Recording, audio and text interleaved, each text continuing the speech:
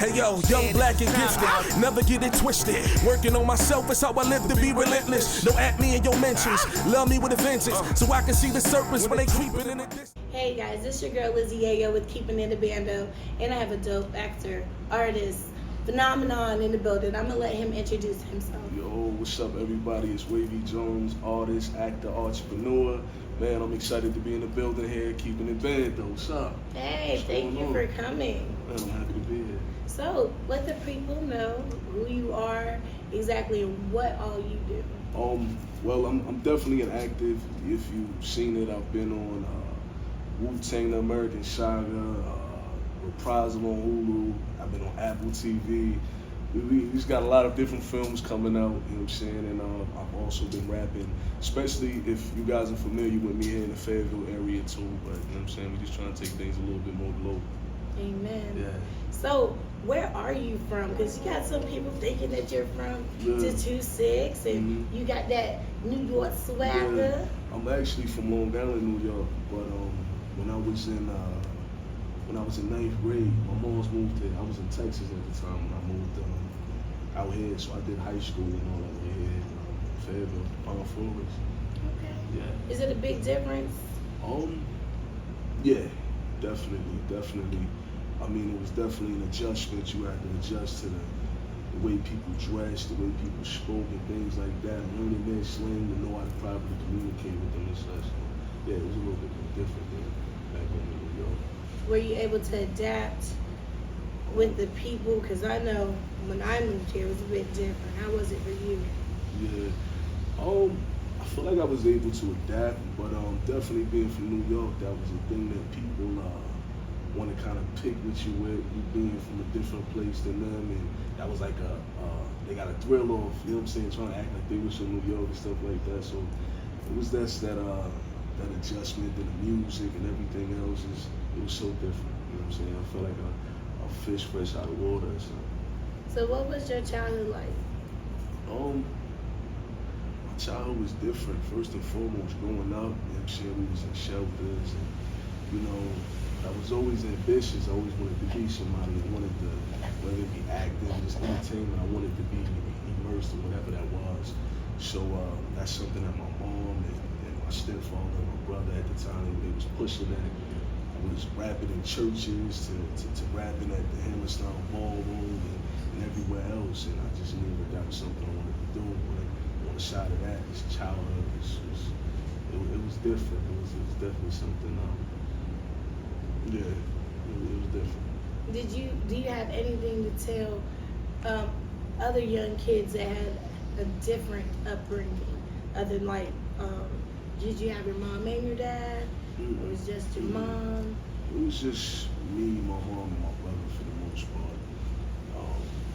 Growing up, and that's when we went through something happened between my dad and my brother. They ended up causing us to have to go into the shelter and move a different way. So yeah, but just growing up was a little different, not having a father, and that's like essential in the household. It's always dope to have that father, so you have the balance of mommy and daddy, but we didn't have that. So I kind of claimed on the hip hop and you know what I'm saying, different people that I knew growing up, my grandfather, and, you know, different male role models that came in my life. Yeah. Well, I want to say shout out to mom, because she also did a great job. Yeah, mom definitely held it down. Shout out to all the mothers out there. Yes. Yeah. So what was your journey like as far as you being an artist? It's crucial. It's crucial. That's like with every journey that you try to take in life, it's gonna be a crucial road. You know, and I was grateful enough to be able to embark upon being an actor because it was an unconventional route for me. I was just doing music. I was running around with Gutterville and Cornball and the whole FFE thing. And, you know what I'm saying? We was really trying to make it. Before that, of course, like I was saying, like back home in New York, I was already doing that.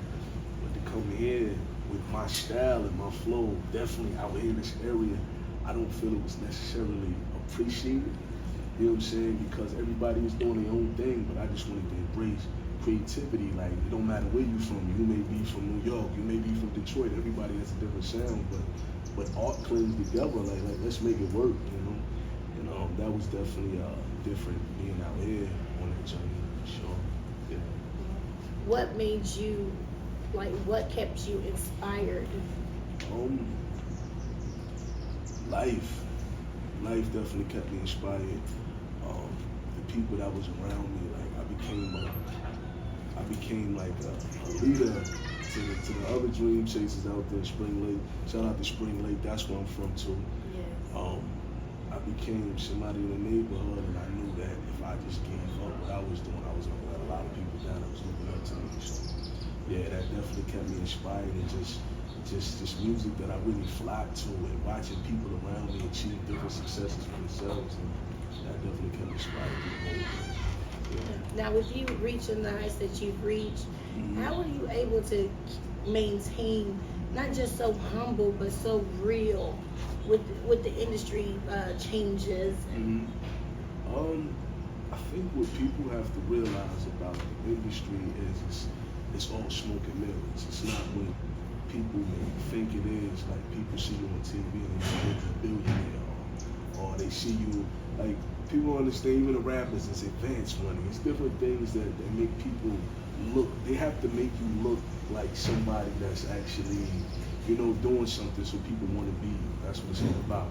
So the industry is smoke and mirror, that stuff is not real. And I think what keeps me real is knowing I'm living in reality outside of this industry, where people may think that things are going a lot different than they are. Like, people have no idea. They just have to really step into that room and actually understand, like, yo, we out here, this is a dog-eat-dog world. We trying to make it happen. We trying to do this, but you know what I'm saying, we just keep trying to climb heights. At the end of the day, I'm not really worried about that. I just really want to get in there and do what I can do. So, yeah. Now, your music is so emotional. It has meaning. Where do you find yourself, like, being able to come up with that type of craft? You mean as far as that? Your writing style. Like I said, I'm a fan of hip hop. Like, I'm really like hip hop. Like, that's my thing. Like, so watching different artists, going and studying different things. I think that's what kind of puts me in a different league. Is like mad knowledge about different things. I'm not just talking about it on a record. Like, I've actually sat down and read books and listened to different things. I watch interviews. I'm in the business and seeing how that stuff works. And, it gives me a chance to maneuver a lot different. So creatively, that's where I go. I just kind of step outside of who I am. You know what I'm saying? There's like two parts of who I am. Wavyy Jonez is like a superhero of me. You know what I'm saying? So in that direction, I feel like that just makes me just different than everybody else. I don't know. Right. Yeah. So, Wavyy Jonez, that is a very unique name. Yeah. Where did it come from? Because I know when I seen it, I was like, I know this person. I was like, that ain't that person. So, like. No, that really came from just the lifestyle. Like, back home in New York, that was a thing. Especially with Max B and everybody just kept saying like, the weed god, Wavy and stuff Wavy like Crockett. that. Yeah, Wavy Crockett and all that. So I kind of took that. I gave him my last name, which is it's worth the whole new character. All right. So, are there any artists that inspires you? It's a bunch of artists. I've really been inspired by the underground lately. I feel like that's where hip hop is still alive right now. You know what I'm saying? So I'm really inspired by the underground. Of course, you got the J. Cole, the Kendrick Lamars, Jay-Z, Nas, you know what I mean? People like that, you know what I mean? Lauryn Hill, I love Lauryn Hill. So a lot of my sampling cases come from her as far as picking different beats and stuff like that. So yeah, those are artists that inspire me. And then there's a bunch of underground artists right now that's really doing the thing too. So, you have a single I do. by the name of Mama. Yeah. And obviously, your inspiration was your mom. Yeah, I love my mom. The strength that my mom had to raise me and my brother through the trials and tribulations that we went through always inspired me. And I was listening to Dear Mama by Tupac, and I was just like, man, I gotta talk about my mama because I know life is short. You know what I'm saying? And I want to give her flowers. I want to let her know how much I appreciate her now while she's still breathing. So, everybody's, we're not getting younger dedication. That's beautiful. That is really dope. In addition to your music, are there any other outlets other than the acting that you wanted to like dabble in, like producing or shooting a movie? Definitely. I want to direct, I want to produce, I want to do it all. I really do. I just really want to, art is beautiful to me. You know, when you see things come to life, I mean, that's letting knowledge be born, actually going out there, thinking of something in our head and just letting it come to fruition. So I want to direct, produce, I want to jump in the weed industry, I want to jump into all of that. Just really just go nuts. Yeah. So what are some of the roles that you've played thus far in your acting career? Of course, I played the Notorious B.I.G. in Unsolved on Netflix. Reprisal, I played a brother by the name of Cordell on there. Dickinson, that's on Apple TV. Man, I'm drawing a blank. I didn't realize I did that much stuff. So yeah. The adults, I see. The adults, that's coming out. It's coming out in July. They're about to premiere that at the Tribeca Film Festival in June. It's gonna come out in July. We did that like 2 years ago, and we're just kind of getting on the ball now. That's what Michael Sheller, shout out to them. There's a lot of different stuff I'm working on. Yes, definitely. That's really dope that you're doing that. So what got you into acting? Like I said, that was unconventional. 30-30, you know 30? Big 30? Yeah, 30-30. The rapper from Yeah, I got a song with him. Yeah, Rest in peace to him. rest in peace. 30 did a freestyle over Fuji's Ready or Not, Here I Come. And I heard the joint, and I was going through so much at the time, and it inspired me. So when I heard it, just in no time, I just started flowing. I said, I gotta rap on that beat too. I gotta rap on it. So I think I put it out like maybe the next day after he dropped his joint, and the joint started going haywire. Everybody seeing it online and stuff like that, especially around the city. And start getting traction from other countries and stuff like that.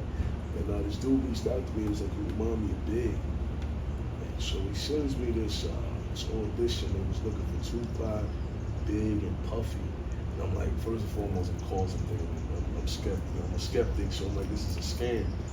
So I ended up just sending it in because everybody around me was like, send it in, see what happened. I sent it in, and people called me back. But had it not been for 30, inspiring me to actually get on the beat. He was sharing it, going crazy with me. So if it was not for him, you know what I mean, I probably would have never did that. I probably would have never known about the audition. So that was my way in. Oh my gosh, shout out to Big 30, period. He is always, he was a great friend, someone you could talk to. He was like very knowledgeable of a lot of things, and yeah, it's surely appreciated. As far as your role for Biggie Smalls, how did you prepare for that role? I've always been a big fan. You know what I'm saying? Being a kid from New York, that was that Godfather, Big and Jay-Z.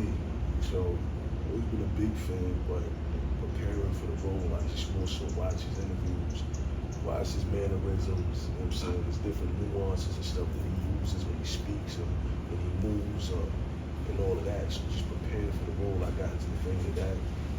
I spoke to Funk Master Flex, I spoke to Easy No B. That's his, you know what I mean, people that was riding with Big. That was the most I got to speak to at that time. They just kind of let me know some different insights. And then, of course, by filming, a lot of the producers and writers like had a relationship with Big. Like our set was like our set director, our set designers, our wardrobe people. Like they had some type of connection with Big. So we all just sat down and we used to go listen to the music, watch interviews, watch performances, and I was able to kind of get into that vein from there. The Notorious B.I.G. has an enormous impact on the music industry and hip-hop culture. How did you approach capturing his essence and making the character your own?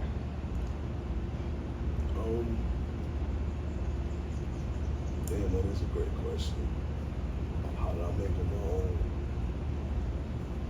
I mean, it doesn't matter who you try to portray in life. If you try to portray Jay, if you try to play Al Sharpton or whoever, it's always gonna be what you see.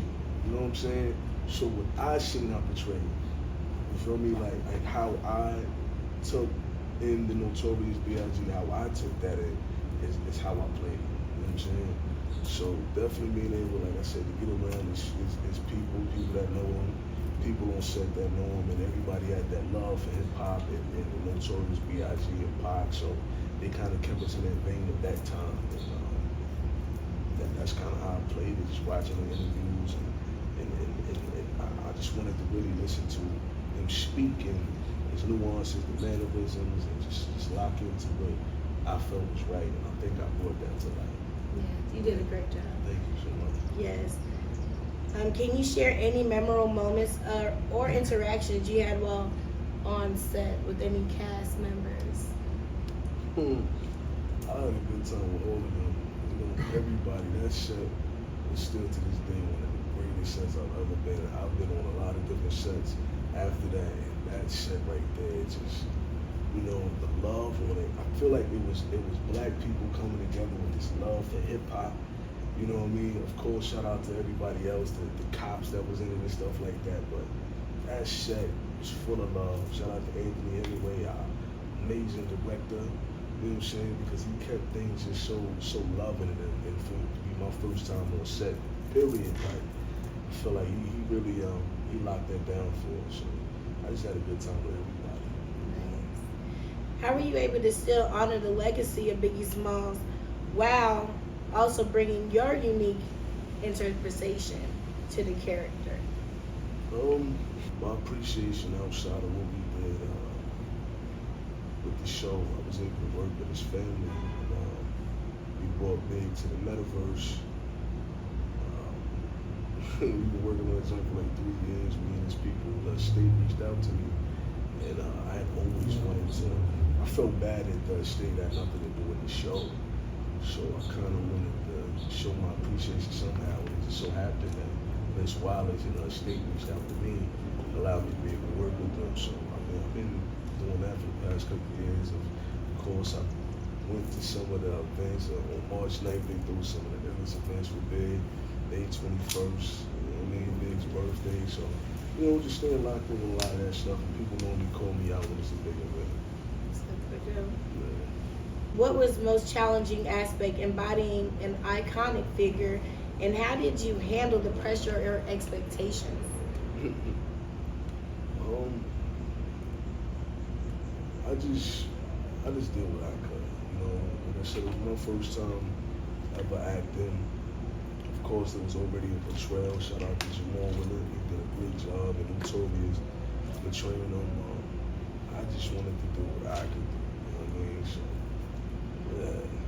What message or legacy do you hope that the viewers take away from your portrayal of Biggie Smalls in the Netflix series? Keep your friends close, but your enemies closer. You know what I'm saying? How that went down between him and Tupac, and that was one thing me and the actor, Mark Rose, that's my brother, we've actually, you know, we took from that because we really got there together and was just researching and stuff, different pop things, different big things, and to find out how that beef went down, and how this beautiful, dope-ass friendship between brothers. Well, Pac was from New York, but, you know what I mean, brothers represent hip-hop on two different coasts. How that whole thing occurred to where now these dudes are beefing due to a misunderstanding. I mean, like I said, keep your friends close, but your enemies close. Like, man, don't wait long.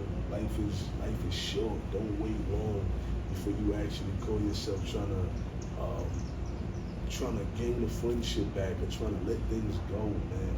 Like, you never know what's gonna happen tomorrow. So definitely love your people while they're still breathing, man. And for the people that don't know the beef, can you give them a briefing or can you explain to them? So in New York in, I want to say 1994, Tupac was shot in a studio, Quad Studios, and that was in Manhattan. He was shot in the studio, and he kind of felt like Big being from New York, or Big being the king of New York, how, you know, the Vibe magazine, the songs where everybody was saying he was, he felt like he should have had more control over that, or he felt like Big should have let him know, you know what I mean, that that was about to happen.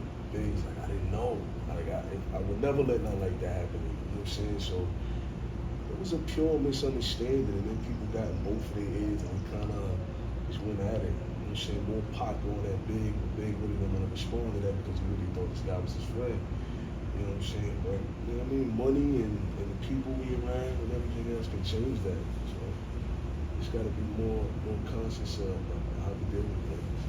That's definitely. Do you have any inspiring words for the people that are viewing? Man, chase your dreams unapologetically. Step in these rooms like you deserve to be there because you do.